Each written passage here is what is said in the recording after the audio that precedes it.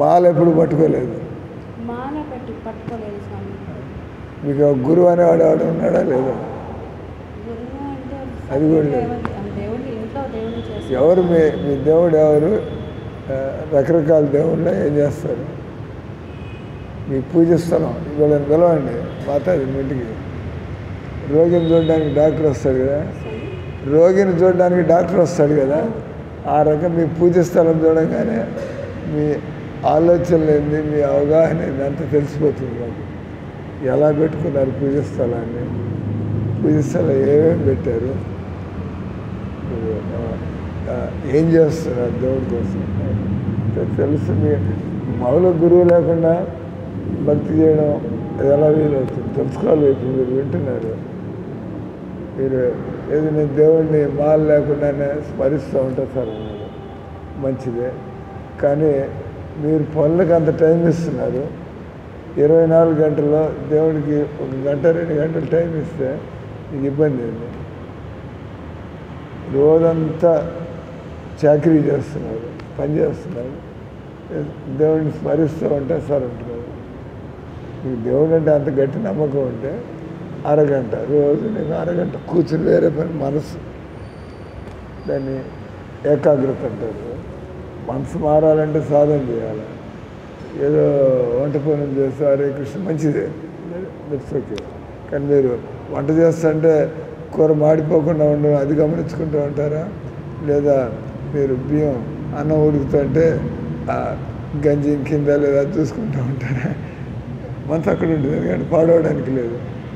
ఇది ఎక్స్ట్రా, అది మెయిన్, ఇది ఎక్స్ట్రా.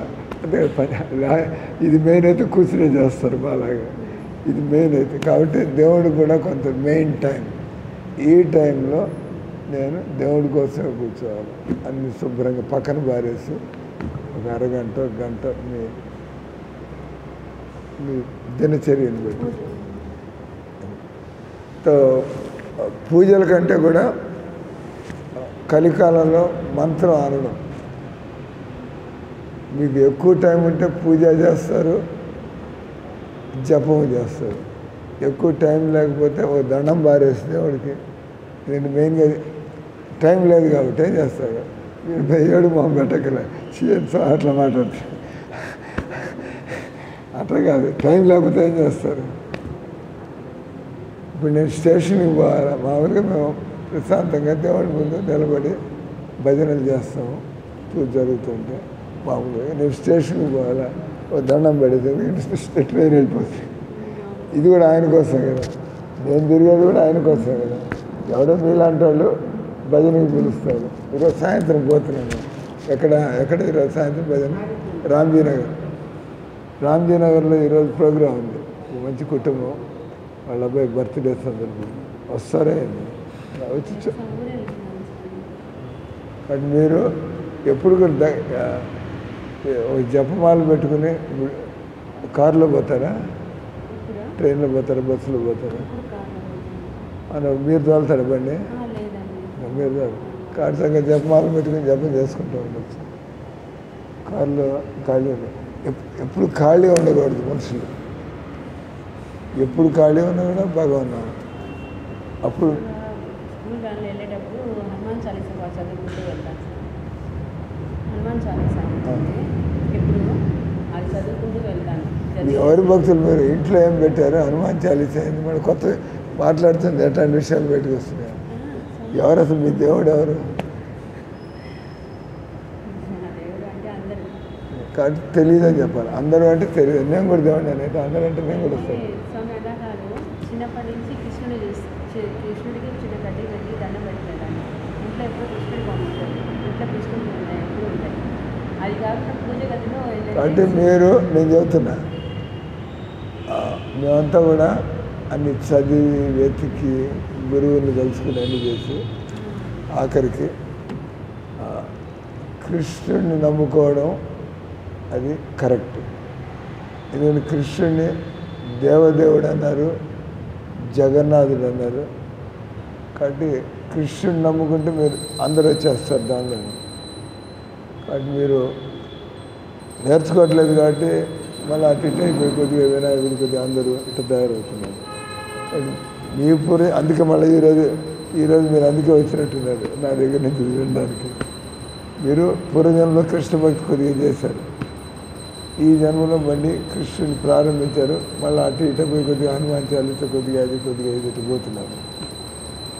ఇప్పుడు అందుకని దేవుడు ఈరోజు క్లాస్ టైంలో మామూలుగా అయితే నేను ఇక్కడ కూర్చున్నాను, ఈ టైంలో నేను క్లాస్ టైంలో కూర్చుంటాను, మిగతా టైంలో వేరే పని. కానీ మీరు ఈ రోజు నుంచి సిద్ధంగా రాధాకృష్ణుని నమ్ముకోండి. ఒంటి కృష్ణుడు ఉన్నాడా మీ ఇంట్లో? విగ్రహాలు ఉన్నాయా? ఫోటోలు, ప్లాస్టర్ ఆఫ్ ప్యారిస్, బజార్లో పిఓపి ఇరిగిపోతాయి, అవి వచ్చి గదుల్లో పెట్టుకో.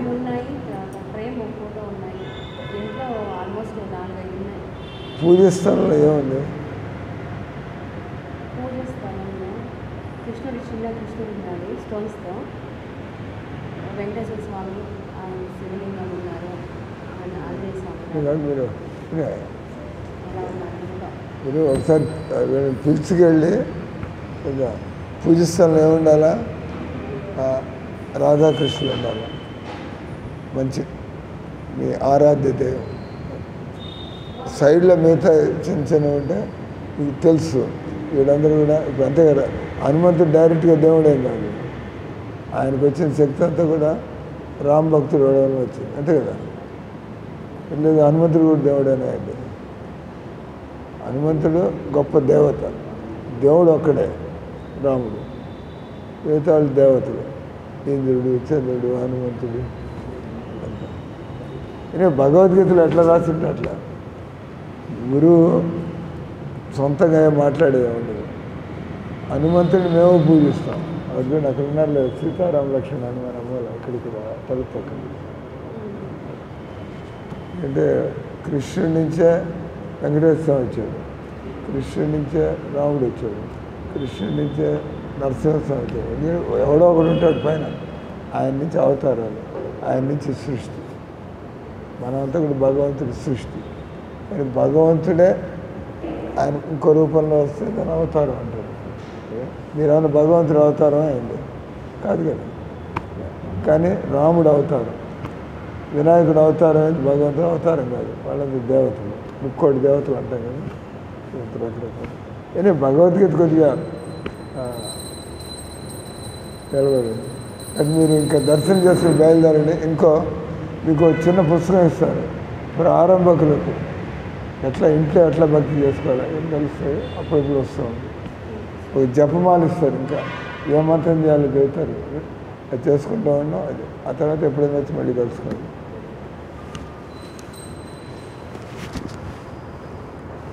టైం అయిపోయింది. ఓం నమో భగవతే వాసుదేవాయ. ఓం నమో భగవతే వాసుదేవాయ.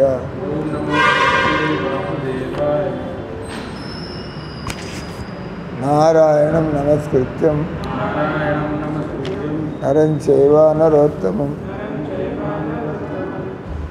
దేవీం సరస్వతీం వ్యాసం తతో జయముదీరయేత్. నష్టప్రాయేషు అభద్రేషు నిత్యం భాగవత సేవయ. భాగవతి ఉత్తమ శ్లోకే భక్తిర్భవతి నైష్టికి.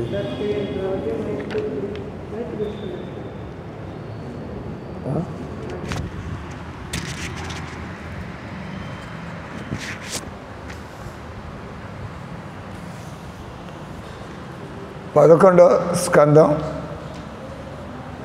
3వ అధ్యాయం 35వ శ్లోకం. శ్రీ పిప్పలాయన ఉవాచ. శ్రీ పిప్పలాయన ఉవాచ. స్థిత్యుద్భవ ప్రళయేతుरहेतुरस्य स्थित्युद्भव प्रलय हेतु रहेतुरस्य यस्वप्न जागर सुषुप्तिषु सद्बहिष्य యస్వప్న జాగర సుషుప్తిస్సు సద్బహిష్య దేహేంద్రియాసు హృదయాని చరంతి ఏన దేహేంద్రియాసు హృదయాని చరంతి ఏన సంజీవితాని తదవేహి పరం నరేంద్ర సంజీవితాని తదవేహి పరం నరేంద్ర శ్రీ పిప్పలాయన ఉవాచ స్థిత్యుద్భవ ప్రళయేతు రయేతురస్య యస్వప్న జాగరస్సు షుప్తిషు సద్దహిష్య దేహేంద్రియాసు హృదయాని చరంతి ఏన సంజీవితాని తదవేహి పరం నరేంద్ర. అనువాదము తాత్పర్యము కృష్ణ కృపా శ్రీమూర్తి అభయచరణ ఇంద భక్తి వేదాంత స్వామి శ్రీల ప్రభుపాదికి.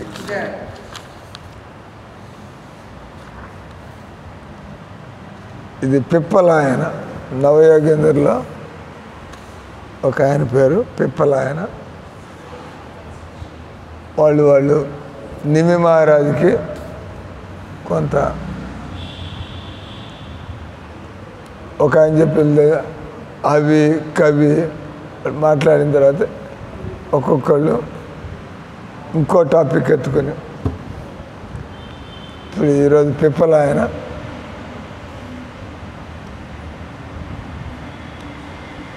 పిప్పలాయనుడు పలికెను, దేవదేవుడు ఈ విశ్వం యొక్క సృష్టి స్థితి లయములకు కారణుడయ్యును, తనకు పూర్వకారణం ఏది లేనట్టువాడు.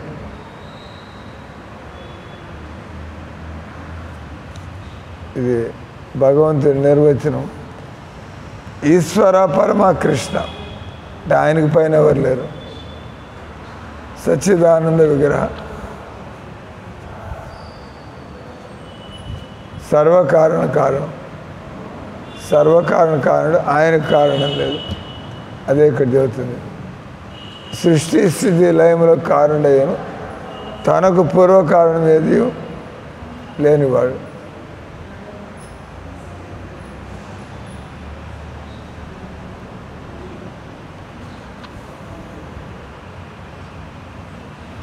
అనాది, అనాదిర్ ఆదిర్,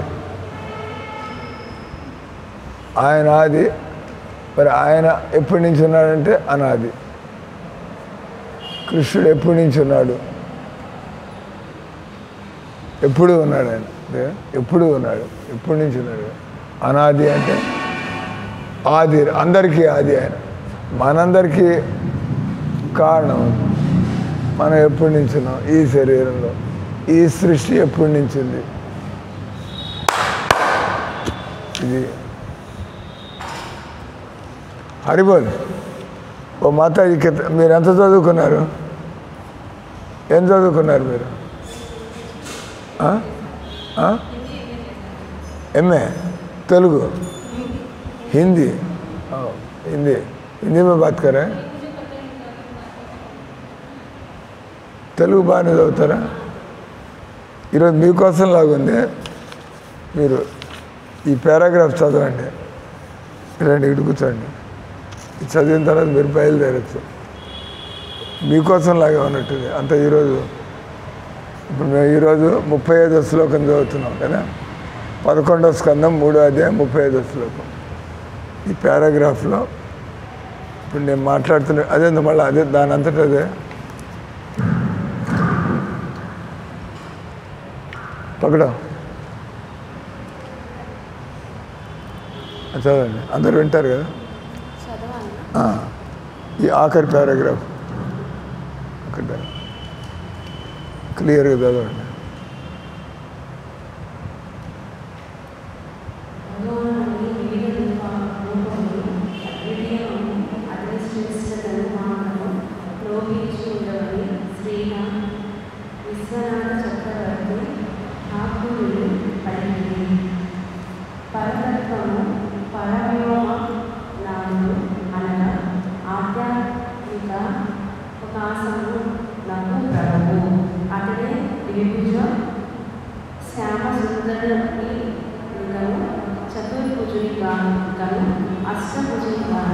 లేదా సహస్ర భావముగాను ప్రకటమవుతుంది.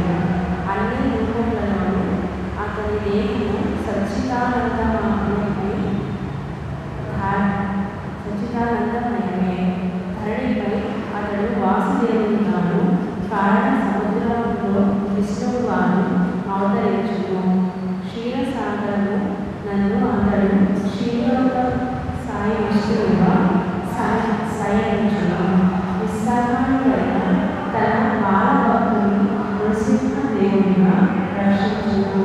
శ్రీరామచంద్రునిగా అవతరించి అతడు పరిపూర్ణులను రాజుగా వర్తించును.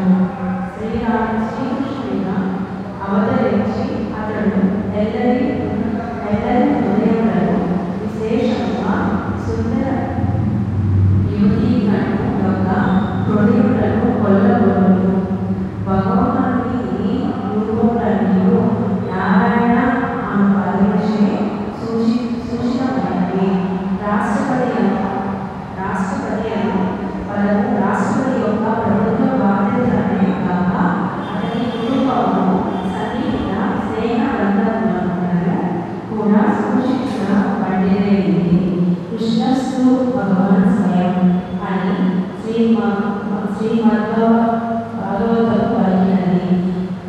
మనుషుడు భగవాను యొక్క బాహ్యము అవగాహనను దాని ఉన్నతమకు భగవత్ ప్రవేశించి అరుదించినప్పుడు ఈ దేవదేవుడు సర్వకారణకారుడైన శ్రీకృష్ణుడే అని తెలుసుకును.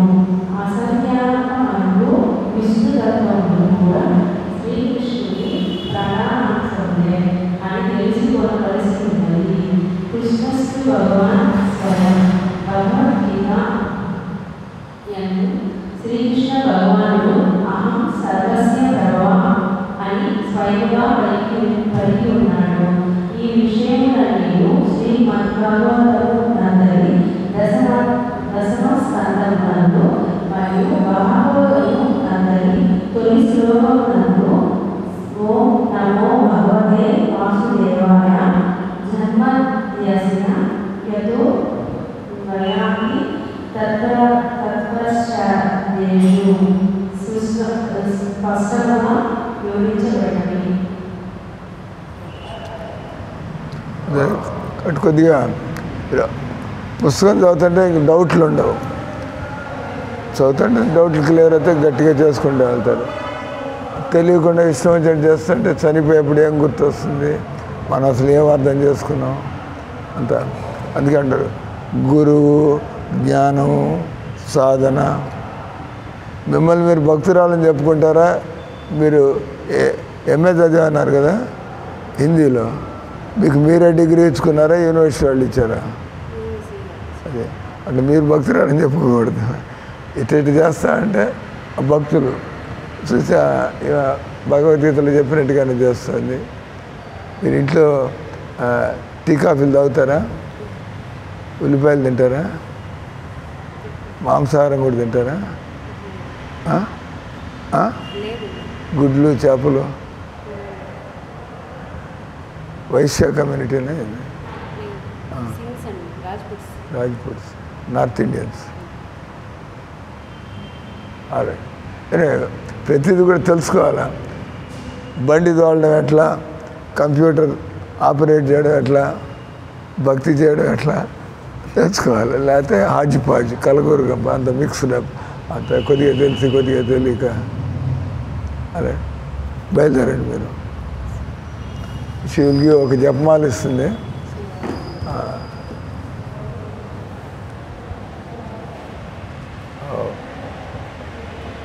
హిందీ చదువుతారా, తెలుగు చదువుతారా? ప్రారంభ కృషి చైతన్యం, ఆత్మాన్వేషణ.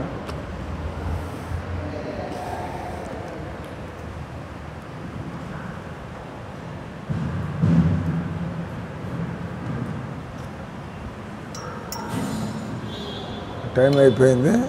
ప్రభుపాద తాత్పర్యం కూడా ఎక్కువ ఉంది, అది చదివేప్పటికీ అంత జాగ్రత్తగానండి.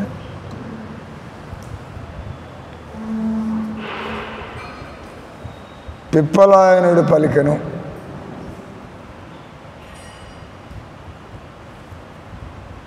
దేవదేవుడు ఈ విశ్వం యొక్క సృష్టి స్థితి లయములకు కారణమైన ఆయనకు కారణం ఏదీ లేనివాడు కృష్ణుడు. అతడు జాగ్రత్త, స్వప్న, సుషుప్తి అను సకలావస్థల యందు వ్యాపించి ఉన్నాడు. మనకి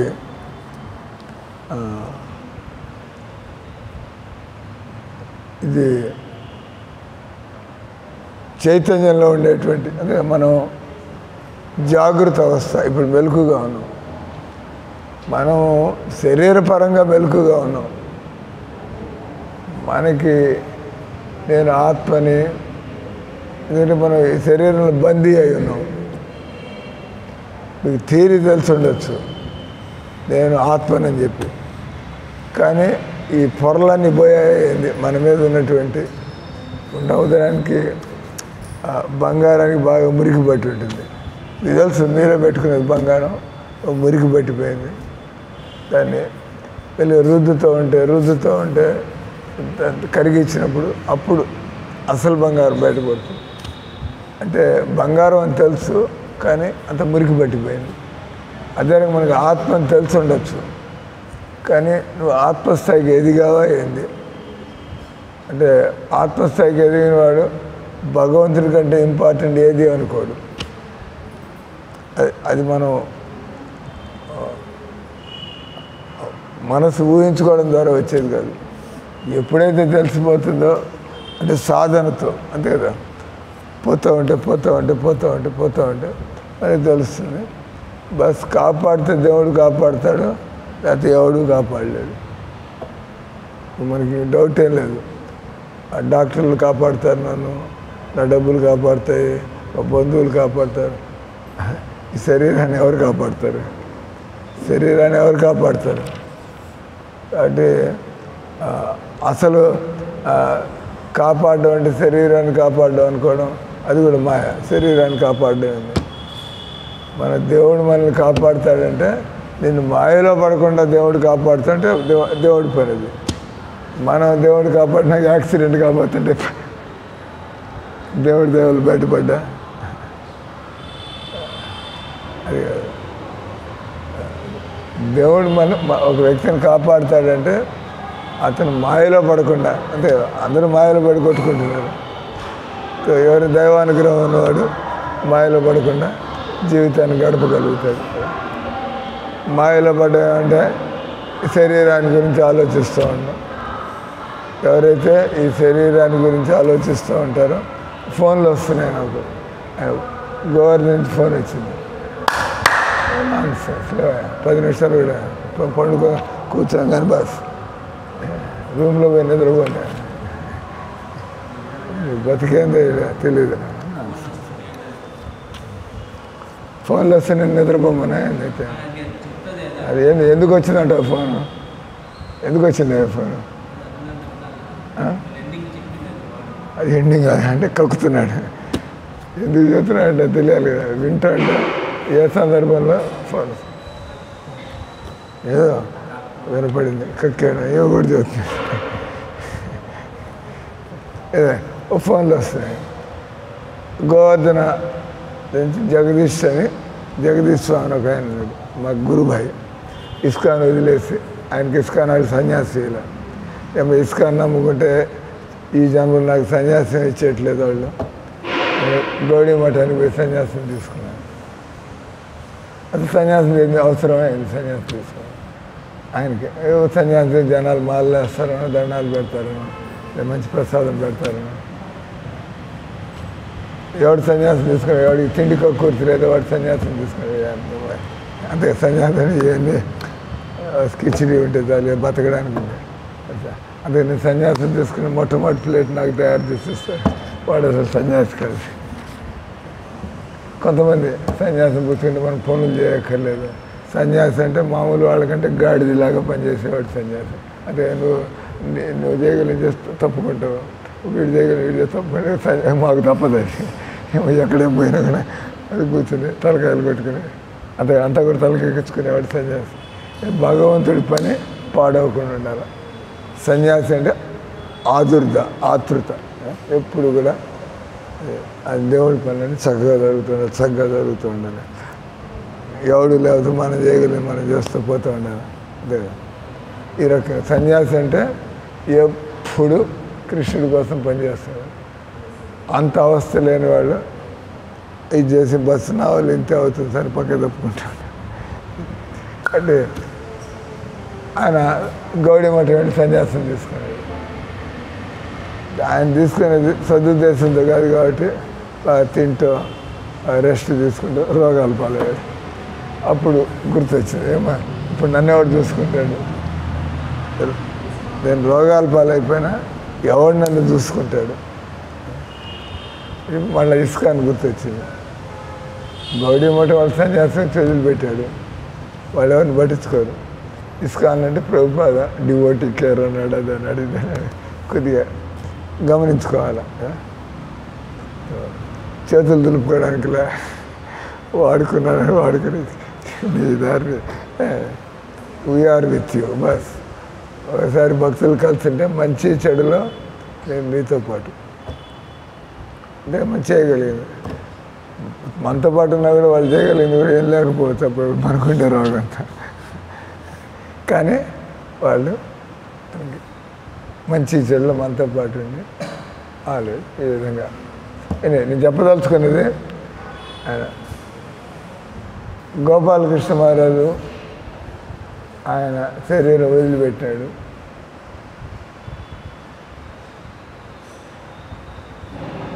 ఆయన శరీరం వదిలిపెట్టాడు. ముందు కనుక శరీరం వదిలిపెడతాడు. మరి ఎందుకు విరహ సభ, స్మృతి సభ? ఎందుకంటే ఆయన నుంచి ప్రేరణ, ఆయన ఎలా బతికిపోయినాడు దాని నుంచి ఏది నన్ను కూడా తోస్తుంది. ఆయన ఏ విధంగా పుస్తకాలు డిస్ట్రిబ్యూట్ చేశాడు, లేదా పెద్ద పెద్ద మందిరాలు కట్టాడు. ఆయనకి ఎంత ఓపిక, ఎంత ఉత్సాహం, అంటే ఉత్సాహం నాడు పెద్ద పనులు చేసేది. దాని నుంచి మనం కూడా నిజంగా మనం ఈ శరీరాన్ని దాటినట్లయితే మనం అది పెద్ద పని ఇట్లంతా అనిపిస్తుంది. బస్ మనం చేస్తూ ఉన్నాం, ఎంత జరిగింది చేసుకుంటూ పోతూ ఉన్నాం. మనం బెదిరేది ఏం లేదు, కంగారు పడేది ఏం లేదు. ఆయన అట్లా ఒక మందిరం తర్వాత ఒక మందిరం తర్వాత వెనకాల నిలబడి ఇప్పుడు మనల్ని తోసేవాడు ఎవడున్నాడు. ఎంత మారాదంటే భయపడి అట ఇట్ట ఎవడు లేకపోతే ఎవడు దారాడు అన్నట్టుగా, అంటే ఎవడెవడు ఉండాలి మనకి వెనకాల తోసేవాడు. ఆ రకంగా ఒక వైష్ణవుడు శరీరం వదిలిపెట్టిన తర్వాత ఆయన ఏమేం చేశాడు, ఆయన ఎలా బతికాడు, దాని నుంచి మనం ఎలా అది మనకు గుర్తొస్తే మనం కూడా అలా బతకాల. ఆయన ఎప్పుడు పూజలు చేసేవాడు, ఎక్కడికి పోయినా కూడా. ఏ ప్రోగ్రామ్ అయినా కూడా ఇక్కడ మనం నెల్లూరు పోస్తే నేను చేస్తా ఆడుతుంటాడు. ఏ మందిరానికి పోతే ఆ మందిరంలో దేవుడికి ఒకసారి నేను ఆరాధన చేసుకోవాలి ఆయన కోరిక. ఆయన ఇప్పుడు ఏ మందిరానికి పోయినా కూడా ఆయన సీనియర్ కాబట్టి ఎవరు కాదనేది లేదు. ఆయన ఆఖరి రోజులు అంట వాళ్ళు శరీరం పాడైపోయింది, రెస్ట్ తీసుకుంటూ ఉంటాను, జపం చేసుకుంటూ ఉంటాడు. సో ఆయన దగ్గర ఉండే వాళ్ళు వీడియో తీస్తూ ఉంటారు. ఆయన నిద్రపోతున్నాడు, వీళ్ళు లేచున్నారు. మహారాజు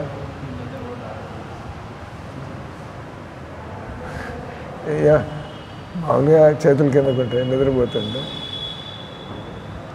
బాగా అలవాటు అయిపోయి పూజలు చేసి నిద్రలో కూడా దేవుడికి ఆలోచన చేస్తాడు.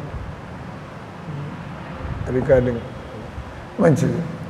సో ఈ విధంగా మనం ఈ జగదీష్ నేను చెప్పా, ఆయన పోయినా నన్ను ఎవడు చూసుకుంటాడు, ఆయనతో నాకు నాన్సెన్స్. ఇందుకోసం ఆయన పెట్టుకుని ఆయన పోయినాడు, ఆయన నేను ఢిల్లీ పోయినప్పుడు నాకు ఉండడానికి రూమ్ ఇచ్చేవాడు. ఇప్పుడు నాది నువ్వు సన్యాసి అయ్యా బాబు, ఇవన్నీ ఎందుకు మాట్లాడుతున్నాను, ప్రశాంతంగా నువ్వు నేను సాధన చేసుకుని మేమున్న పరిస్థితుల్లో ఏం దేవుడి అటు ఆయన పోతే నాకు అంటే ఆయన శరీరం కోసం తాపత్రయపడతాడు. ఎటువంటిది పరిస్థితి అట్లా కాదు. నేను చెప్పా చావుకి బెదిరైతుంది. నిజంగా మన వైష్ణవులు అయితే మనకి ఇంకా చావుని తప్పించుకోలేమని అర్థమైనప్పుడు ఏమి హరే కృష్ణ అంటే కూర్చోడు. ఏం తొందర తీసుకెళ్ళి వాడు బతికిస్తాడు. మీకు శరీరం మీద మమకారం పోతే ఈ ఆలోచనలు ఎందుకు వస్తాయి అంటే ఇవన్నీ కూడా ఎదిగినటువంటి అవస్థలు. మరి మహారాజుకి ఆ ఏర్పాట్లు ఇంత హంగామైంది చేశాడు. ఆయన ఏం చేయించుకోవాలి. వాడు గురుబాయిలు అలా నాకు వయసు అయిపోయిందా, నేను దేనికైనా లేదు సార్, మీరు ఇంకో 4 ఏళ్ళు బతికితే ఇస్కానికి మంచిది, అంటే మా అభిప్రాయంలో మీరు హాస్పిటల్కి పోతే మంచిది. అలా ఎక్కువ మంది చదువుతున్న ఆయన బాగా దగ్గరైన వాళ్ళు మీరు హాస్పిటల్కి పోతే బహుశా నయమైతే మీరు ఉంటే ఇంకొన్ని పనులు అవుతాయి ఇస్కానికి. అట్లా కానీ ఒక వైష్ణవుడికి ప్రాణం మీద తీపి ఉంటుందా? మీరు పోతారనుకోండి, మీరు అనుకుంటారు కదా నిజంగా మీరు భక్తి చేస్తుంటే సావచ్చ దరిద్రం పీడ శరీరం హరే కొంచెం ప్రశాంతంగా హరే కృష్ణ అనుకుంటారు. అంతేగాని నన్ను ఎవడు హాస్పిటల్కి తీసుకెళ్తాడు డజంట్ కేర్, హరే కృష్ణ అనుకుంటాడు. జనాలు వస్తారు. ఆయనకు అంత తెలిసి ఉంటుంది. ఆయన శరీరం పాడైనా కూడా బుద్ధి పాడై ఉండదు. వైష్ణవులకి శరీరం పాడైనా కూడా బుద్ధి పాడై ఉండదు. అంటే వాళ్ళ పరిస్థితిని చూస్తూ వాళ్ళు నిర్ణయాలు కూడా తీసుకుంటారు ఈ రకంగా. అంటే ఇక్కడ మనుషులకి జాగృత అవస్థ నువ్వు ఆత్మ మేల్కొన్న స్థితిలో ఉన్నావా, దాన్ని తురీయ అవస్థ అంటారు. జాగ్రత్త అవస్థ అంటే నువ్వు ఆధ్యాత్మిక ఎదిగావు, ఇప్పుడు మెలకుగానే ఉన్నావు, కానీ ఆధ్యాత్మిక ఎదుగున్నావంటే ఆధ్యాత్మిక ఏంటి, అటు లోపల కృష్ణుడు కనబడుతున్నాడు, ఇటు బయట కృష్ణుడి సేవలు, కృష్ణుడికి ఎలాంటి సేవలు చేయని ఆలోచనలు, లోపల కృష్ణుడు. అందుకని మనకి దేవుడికి అటు సేవ చేసుకునే ఆలోచనలు వస్తాయి. దాన్ని తురి అవస్థ అంటారు. మనుషులకి 4 అవస్థలు ఉంటాయి. జాగృత అవస్థ, స్వప్న అవస్థ. మీరిద్దరు తూలుతూ ఉంటారు కూర్చుని. ఏమంటే ఇప్పుడు కూడా అదే అంటాడు. మీరు ఆఖరిలో మీరు అదే అన్నారు కదా, ఫాలో ది ట్రెండ్. సో ఏమైంది, జాగృత అవస్థ మామూలు మనుషులంతా కూడా ఈ సంసారం ప్రతి జాగరూకులుగా ఉంటారు. వీళ్ళు నా బంధువులు, ఇది నా శరీరం, ఇది నా అవసరాలు, ఇట్లంతా జాగృత అవస్థ. మీరు నిజంగా ఆధ్యాత్మిక స్థాయికి వెళ్ళిపోతే ఆ రఘునాథ్ దాస్ గోస్వామి లాగా ఆయన ఏం తింటున్నాడు కూడా పట్టించుకోవట్లేదు. నిద్రాహార విహారకారి విజితో చైత్యంచ దీనవ చేయవు రాధాకృష్ణ గుణస్మృతేర్ మధురిమానందేన సమ్మోహితో వందే రూప సనాతనం రఘుయుగో శ్రీజీవ గోపాలకు. నిద్రాహార విహార కాదు. నేను సాయంత్రం మాట్లాడుతూ చెప్పిన హరిప్రియ మాతకి, ఎక్కువ మంది మనుషులు లేకపోతే మనం ఇట్టే వండుకుని తినాలి. భక్తులకి ఇట్లంతే ఉండదు. వాళ్ళకి కిచిడి తినా ఒకటి, అన్నం కూర సాంబార్ తిన్నా ఒకటి. కొద్దిగా రుచిగా ఉండాలా, కడుపు నిండాలా, అది సంపూర్ణ ఆహారం. దానిలోనే ఇప్పుడు కిచిడి అంటే అంటే కిచిడి అంటారు. కిచిడి అంటే మిక్స్ ఎవ్రీథింగ్. దానిలోనే దాల్, దానిలోనే టమాటాలు, దానిలోనే ముల్లంగి, దానిలోనే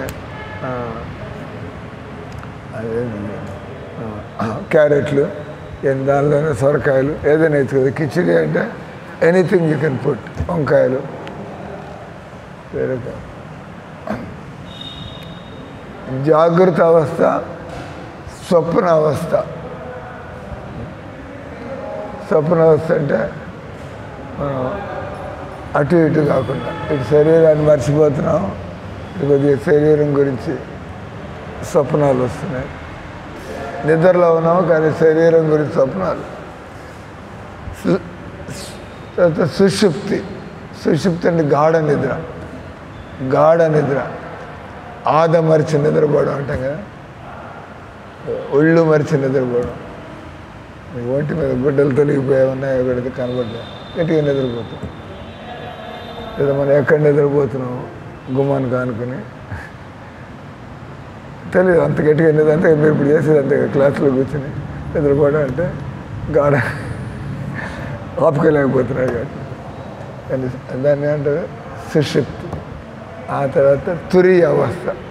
తురీయ అవస్థ అంటే పూర్తిగా శరీరాన్ని మర్చిపోయి, మిమ్మల్ని ఎవరు తిడుతున్నా మీకు రోషం ఏం రాదు, మీకు అద్దెంటినైతే రఘునాథ్ దస్ గోస్వామి ప్రహ్లాదుడు ఆయన ఎలా బాత్రూమ్కి పోతున్నాడు, ఎలా స్నానం చేస్తున్నాడు, ఎలా అని అంటే ఆయన ఎప్పుడు ఆ కృష్ణ చింతనలో లీనమైపోయాడు.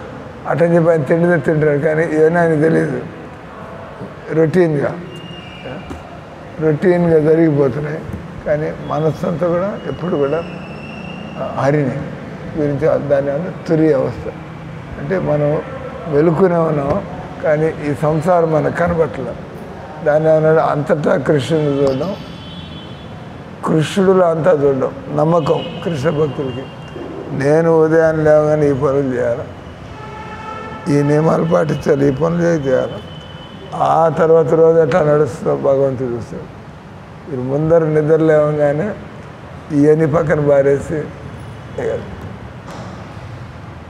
మందిరంలో అంటే సేవలు ఉంటాయి, కిచెన్లోకి పోవాలా, లేదంటే ఒక టైంకి భోజనం చేయాలా, ఒక టైంకి దేవుడికి భోగ నైవేద్యం అందించాలి. బట్ అది కూడా మనం జపం చేసిన ఫలితాన్ని ఇస్తుంది. ఆ టైంలో చేయాలి కదా, ఆ పని చేయాలి, ఆ తర్వాత కూర్చొని జపం.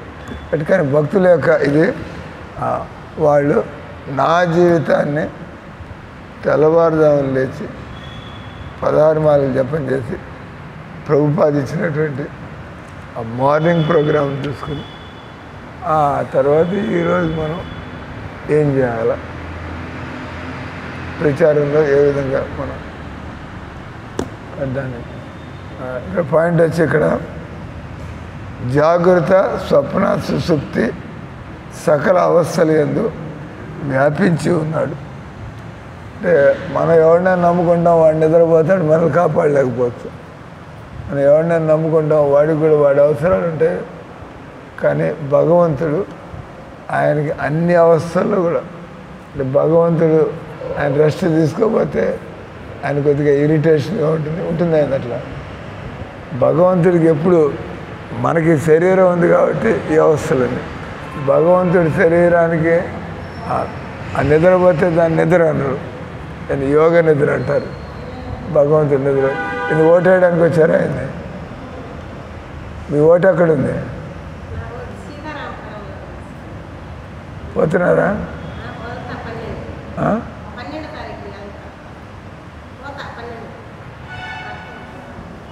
ఇందు ముసలాళ్ళకి అక్కడే తీసుకొచ్చి, ముసలాళ్ళకి అక్కడే గవర్నమెంట్ వాళ్ళు వచ్చి ఒక డబ్బా తీసుకొచ్చి ఓటిచ్చి దాన్ని సీల్ చేసి డబ్బాలో పడేసి, కానీ ముందర ఏర్పాటు చేసుకోవాలంట. మోడీ గారు గట్టిగా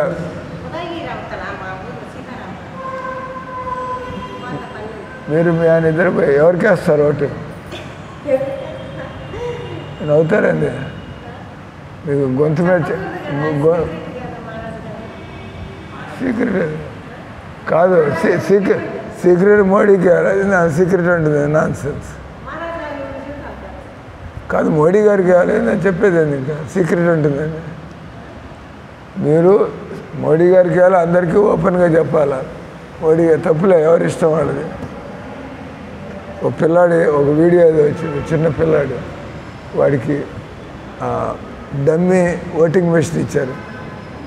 దానిలో కమలం గుర్తు లైటు అంటే కేవలం నొక్కడం ఓటింగ్ కూర్చుని అందరిలోకి పోయి చెప్పు, ఈ 4వ బటన్ చూశారు సార్, కమలం దానికి నొక్కండి, ఒక్కొక్కటి ఇంటికి పోయి. మీ ఊళ్ళో కమలం లేకపోతే సైకిల్కి కొడతాడు, సైకిల్కి చిన్న పిల్లాడు ఇంటికాడు. వాళ్ళందరి పాపం వాడు అంటే రకరకాలు ప్రచారం చేయడానికి పద్ధతులు. చిన్న పిల్లాడు ఇంటికాడు మీరు తప్పకుండా ఈ 4వ నంబర్లో కమలం ఉందండి, అక్కడ బటన్ నొక్కి చూపిస్తున్నాడు. వాళ్ళంతా ఆయన నెత్తి మీద చేయబెట్టి తప్పకుండా వేస్తాడు. జనాలందరూ కూడా కొద్దిగా అనుకూలంగానే ఉన్నారు మోడీకి. ఇక్కడ దాచుకునేదేం లే. మోడీ లేకపోతే మీకు గతి లేదు. ఇది అర్థమవుతుందో లేదో. మోడీ ఉంటే దేశంలో హిందువులు బతుకుతారు. మరి ఇంక దాచుకోవడం ఏంది అక్కడ? మీరు కూడా మాకు కూడా చెప్పాలి కదా. మీరు దాచుకోకుండా అందరికి చెప్పాలా? నేను మోడీకి ఎవరిష్టం వాళ్ళది. ఇక్కడ కొట్లాడుకునేది అందరికీ ఓటు హక్కు ఇచ్చారు. నేను మోడీకి ఓటేయాలి, మీరు కూడా ఓటేయండి చెప్తాం. వాడి ఇష్టం. లోపలికి పోయిన తర్వాత ఏం చేస్తాడు? మన పని, మన అభిప్రాయంలో ఎవరు దేశానికి సేవ చేస్తారు, ఎవరు దేవుడికి సేవ చేస్తారు అది చేస్తాం.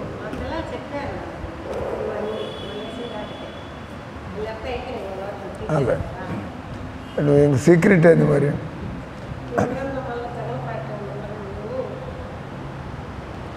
అట్లేనా? ఎవరిష్టం వాళ్ళది. ఆ ముస్లింలు వాళ్ళు కాంగ్రెస్ చేస్తూ ఉంటున్నారు. వాళ్ళని సీక్రెట్గా పెట్టుకున్నారా? మీరు సీక్రెట్గా పెట్టుకుంటే ఒక లాభం. వైఎస్ఆర్ అడిచి మీకు కూడా 2,000 ఇస్తారు, తీసుకో. మీకు కూడా 2,000 ఇస్తారు ఓటుకి.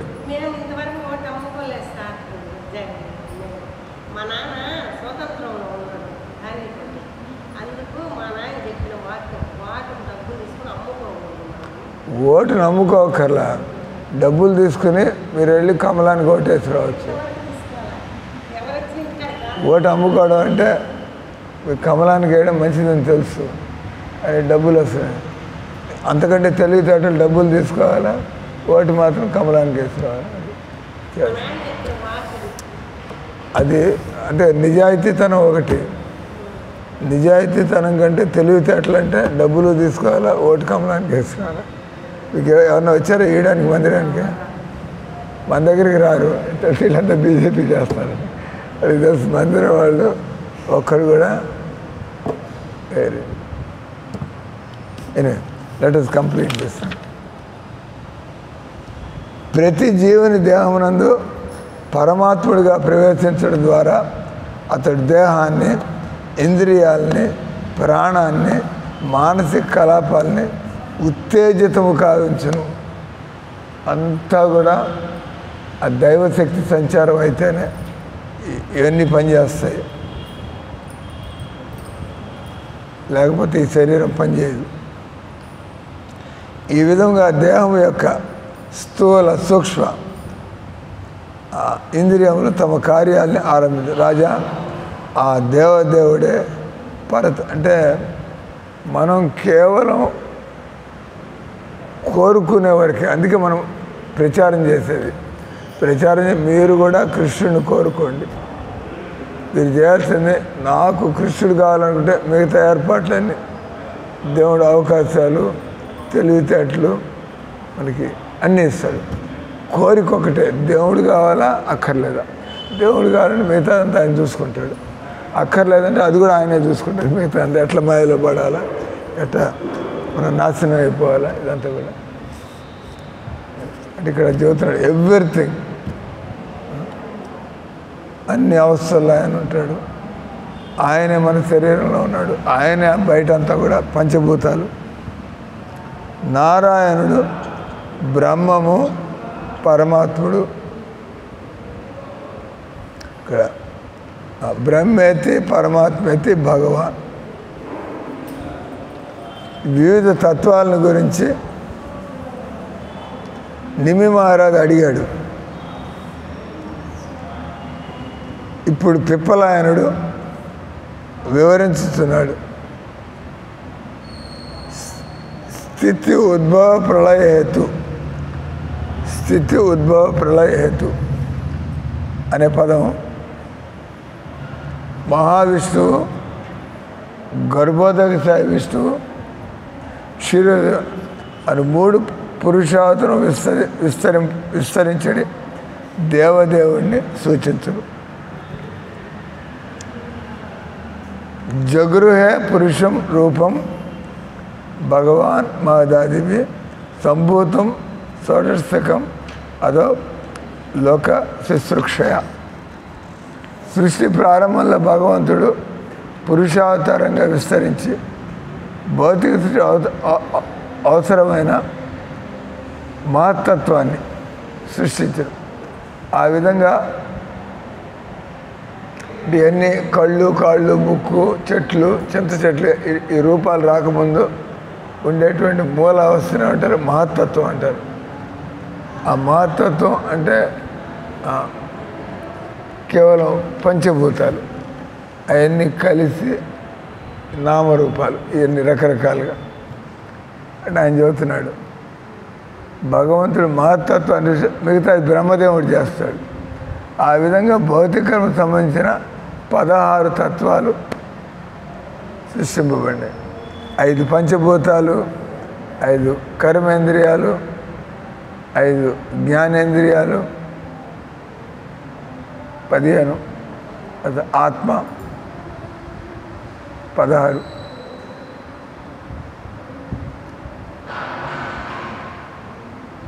నారాయణుడు లేదా కృష్ణుడు కారణుడని పేర్కొనబడినాడు. అతనికి వేరే కారణం లేదు, అహేతు, అనాదిర్ గోవింద. దేవదేవుడు సర్వకారణుడు, నిత్యముకు పరతత్వం, అతనికి అన్య కారణం లేదు. కృష్ణలోకం అని పిలువబడి గోలోకంలో భగవంతుడు కృష్ణుడు రూపంలో ఉండను. కృష్ణుడు నిత్యముక్తులకు పార్షదులతో కూడి ఆనందమయ లీలల్లో ఉండును. కనుక మాయారచిత ఈ జగత్ యొక్క కలాపములకు అతడు, అందుకని ఇక్కడ నారాయణ డైరెక్ట్గా భగవంతుడు, నారాయణ కృష్ణుడు తేడా లేదు, కృష్ణుడు డైరెక్ట్గా ఏం రావక్కర్లేదు. అందుకని ఇక్కడ మనం నారాయణని చదువుతున్నాం.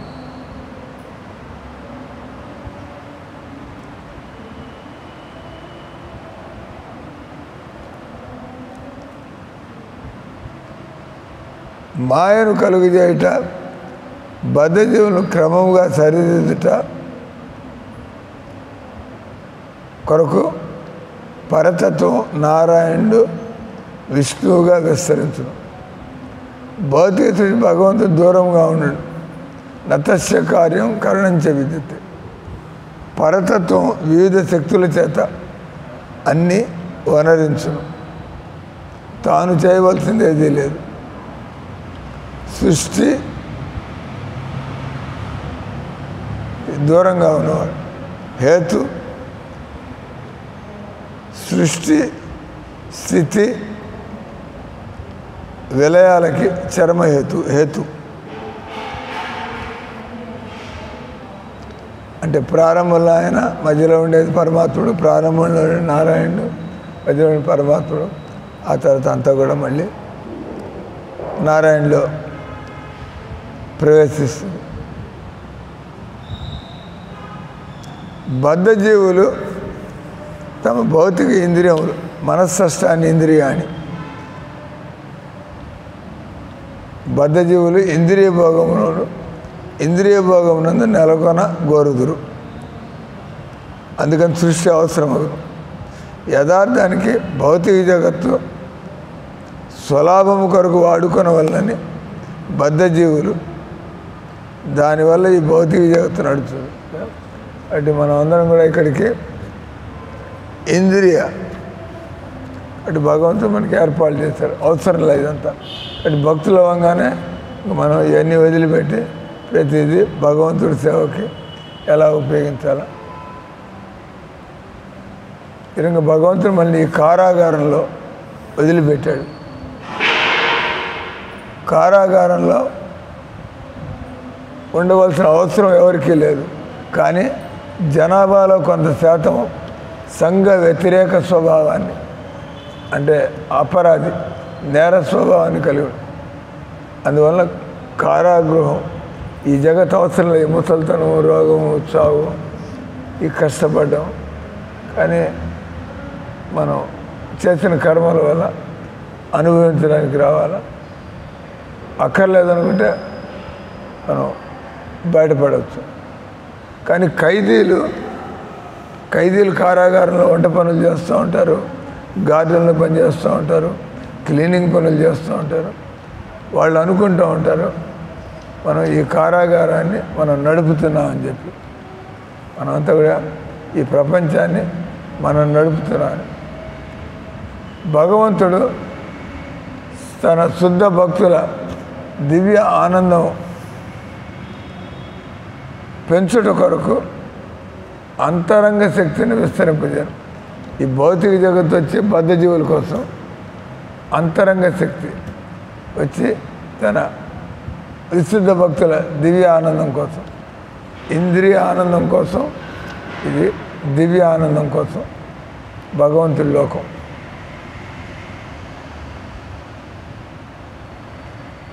కాబట్టి భౌతిక జగత్తుకి బద్ధజీవులే హేతు. భగవంతుడు దీన్ని సృష్టించాడు లేదు, మన కోసం సృష్టించాడు. ఇక్కడ మనమే కారణం. ఇక్కడ ఎవరు కూడా అందరూ భక్తి చేస్తే ఈ భౌతిక జగత్తు అవసరమే ఉంటుంది. అంత గోలోకంలాగానే.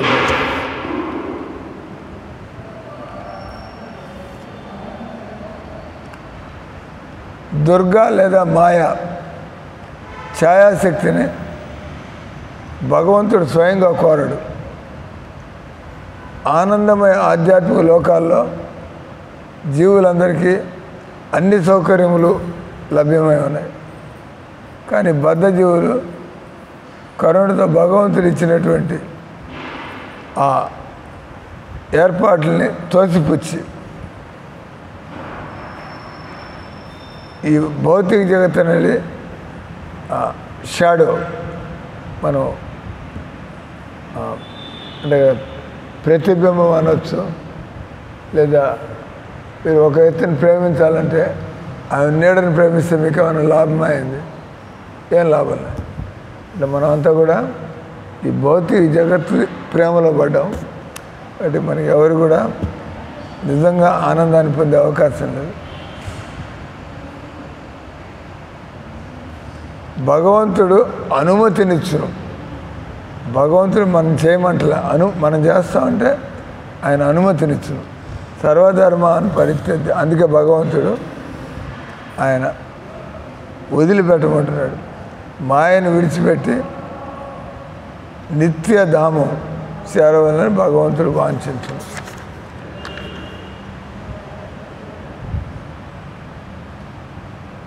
నిమి మహారాజు బ్రహ్మాన్ని గురించి అడిగాను.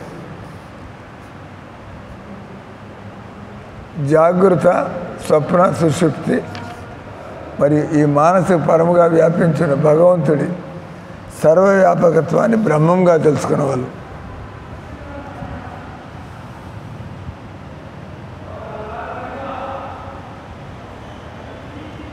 భగవంతుడు క్షీరోదక సాయి విష్ణువుగా 3 విష్ణు రూపాలు. సృష్టికి బయట వచ్చి కారణోదక విష్ణువు, సృష్టికి లోపల వచ్చి క్షీరోదక సాయి, ఈ మధ్యలో వచ్చి గర్భోదక సాయి. మొదట కారణోదక సాయి, గర్భోదక సాయి, లోపల వచ్చి క్షీరోదక సాయి పరమాత్ముడు. ఈ రకంగా భగవంతుడు 3 విష్ణు రూపాల్లో విస్తరించి ప్రతి జీవుని హృదయంలో ప్రవేశించినప్పుడు దేహమునందరి స్థూల సూక్ష్మ ఇంద్రియములు కర్మ శృంఖలను ప్రారంభించును. భగవంతుడి వివిధ రూపములు అద్వితీయమగు అతని శ్రేష్టతను కలిగి ఉండను. అంటే భగవంతుడి ఈ భౌతిక జగత్తులకు వచ్చినా కూడా ఆయన దీని ద్వారా ఆశ్చాదితుడు కాదు, ప్రభావితుడు కాదు. ఆధ్యాత్మిక ఆకాశానికి ప్రభు అతడే ద్విభుజ. ఇందాక చదివింది ఆఖరి పారాగ్రాఫ్, ఆ మాతాయి చదివిన పారాగ్రాఫ్ చదివి ఆఫ్ చేస్తాం. భగవంతుడి వివిధ రూపములు అద్వితీయమైన శ్రేష్టతను కలిగి ఉండి, అంటే ఒక్క కృష్ణుడే కాదు, ఆయన యొక్క వివిధ రూపాలు. పరతత్వము పరవ్యోమనాథుడు అనగా ఆధ్యాత్మిక ఆకాశంలో ప్రభు అతడే ద్విభుజ శ్యామసుందరుడు. చతుర్భుజుడుగాను అష్టభుజునిగాను సహస్రభావుడుగాను ప్రకటమవుతుండు. అన్ని రూపాల్లో అతని దేహం సచ్చిదానందమయం. ధరణిపై అతడు వాసుదేవుడు. కారణ సముద్రంలో అతడు కారణోదయ సాయి విష్ణు మహావిష్ణువు. క్షీరసాగరంలో క్షీరోదయ సాయి విష్ణుడు. నిస్సహాయుడైన బాలభక్తుడిని నరసింహదేవుడు రక్షించును. శ్రీ రామచంద్రుడిగా అవతరించి అతడు రాజుగా ఉండు. కృష్ణునిగా అవతరించి అతడు ఎల్లరి హృదయమును విశేషముగా గోపికల హృదయాన్ని కొల్లగొట్టు. ఎవరు ఎంత ప్రేమిస్తే భగవంతుడు మీ హృదయంలో అంత. భగవంతుడు ఈ రూపాలని నారాయణ అనే పదముతో సూచితమని. రాష్ట్రపతి అనే పదం రాష్ట్రపతి యొక్క ప్రభుత్వ బాధ్యతలనే కాక అతని కుటుంబము సన్నిహిత స్నేహ సంబంధాలు కూడా సూచించటువంటిది. అంటే రాష్ట్రపతి అయితే ఆయనకి పెళ్ళాం బెడ్రు ఉండరా, ఆయనకి బంధువులు ఉంటారు కదా. రాష్ట్రపతి కూడా ఎవరికో పుట్టి ఉంటాడు కదా. రాష్ట్రపతి అంటే ఆయనకి ఫ్యామిలీ లేదని కాదు. రాష్ట్రపతి అంటే మనం రాష్ట్రపతి అనడానికి లేదు, మనం కుటుంబీకుడు. రాష్ట్రపతి అంటే కుటుంబీకుడు అయ్యంటే ఆ రంగా కృష్ణుడికి ఆయనకి తన దివ్య సంబంధాలు ఉన్నాయి. ప్లస్ ఆయన ఈ భౌతిక జగత్తుకి ఆయన ప్రభు. ప్రహ్లాదుని రక్షించడానికి నరసింహదేవుడిగా, రామచంద్రుడిగా వచ్చి ఆదర్శమైనటువంటి రాజుగా, కృష్ణుడిగా వచ్చి ఆయన మన హృదయాల్ని అందుకే మనం వదిలిపెట్టలేము. ఒకసారి కృష్ణ భక్తుడైతే వదిలిపెట్టలేదు. కృష్ణస్తు భగవాన్ స్వయం. మనిషి భగవంతుని యొక్క బాహ్య అవగాహన దాటి ఉన్నతమగు భగవత్ ప్రేమ స్థితికి, దేవుడు గొప్పవాడు అనడం కాకుండా ఆయనతో ప్రేమ కలగాలి మనకి. దేవుడి దండం పెట్టి ఆయన నన్ను చూసుకోవాలా, నన్ను కాపాడాలా, అది బాహ్య. కానీ మనం స్నేహ సంబంధాన్ని భగవత్ ప్రేమ స్థితికి వచ్చినప్పుడు అతనికి అప్పుడు తెలుస్తుంది సర్వకారణకారుడు కృష్ణుడే. అసంఖ్యాకం విష్ణుతత్వాలు కూడా కృష్ణుడి ప్రధాన అంశములే. కృష్ణస్తు భగవాన్ స్వయం. భగవద్గీతలో అహం సర్వస్వ ప్రభవ అని స్వయంగా పలికాడు. ఈ విషయాలని భాగవతం యొక్క 10వ స్కందంలో భాగవత తొలి శ్లోకం ఓం నమో భగవతే వాసుదేవాయ జన్మాద్యస్యతో అన్వయ యాదితర చార్దేశు. అంటే ఎప్పుడు కూడా మనకి ఆలోచనలు, ఎప్పుడు దేవుడి గురించిన ఆలోచనలు, దేవుడికి ఏం చేయాలి, దేవుడికి ఏం చేయాలి. మన వరకు అంత కొద్దిగా కట్టుకోవడానికి, గుడ్డలు తినడానికి ఉంటే మనం ఆలోచన, మీరు కూడా ఆలోచించాలి. నా జీవిత కాలంలో నేను కృష్ణుడికి ఏం చేయాలా? ప్రతి ఒక్కరికి మీరేం చేయాలంటే మహారాజు మనకి ఏం చెప్పాడు, వంటలు బాగా చేయమన్నాడు. ఆ పని నేను చేస్తుంటే అంతే కదా. గురువు గారు మనకి ఎలాంటి సేవలు ఇచ్చారో చక్కగా సాధన చేసుకుని ఈ సేవలు చేసుకుని సమయం మిగిలితే ఇంకా సాధన చేసుకుని సాధన ఎక్కువైపోతే మీకు ప్రేమ కలిగితే అప్పుడు మిమ్మల్ని ఎవరు ఆఫ్ చేయలేరు. కనిపించిన వాళ్ళంతా మీరే మాట్లాడుతుంటారు పిచ్చేవాళ్ళలాగా. అంటే ప్రేమ పిచ్చి. అందరూ వీళ్ళు కూడా భక్తి చేస్తే బాగుంటుంది, సులభం, అన్నీ దొరుకుతాయి భక్తి చేస్తే. అంటే ప్రచారం అనేటువంటిది మీకు ప్రేమ కలిగినప్పుడు ప్రచారం చేయకుండా మీరు ఉండలేరు. ఒంటింట్లో ఉన్నా కూడా ఈ ఎట్లా మీ దగ్గర పనిచేసే వాళ్ళకి ఎలా ఆమె వచ్చింది డబ్బులు తీసుకుని పనిచేయడానికి అలక్ష్యం, కానీ మీతో ఉంటూ ఆమె కూడా మీ మాటలు వింటూ నా బతికేంది 9,000 తీసుకుని ఏమవుతుంది, సుఖం ఏమైనా ఉందా, మీ మాటలు వింటుంటే నేను కూడా తొందరగా బాధ్యత నుంచి బయటపడి నేను కూడా హరిప్రియ మాతాజీలాగా బతికాను. బాధ్యత నుంచి బయటపడి హరే కృష్ణ హరే కృష్ణ కృష్ణ కృష్ణ హరే హరే హరే రామ రామ రామ హరే. బాధ్యతల నుంచి బయటపడడం అంటే శరీర సంసార బాధ్యతలు బయటపడి భగవంతుడి బాధ్యతలు. ఇస్కానికి ఏం చేయాలా, కృష్ణుడికి ఏం చేయాలా, ఎప్పుడు ఆలోచన. హరే కృష్ణ. స్టాప్.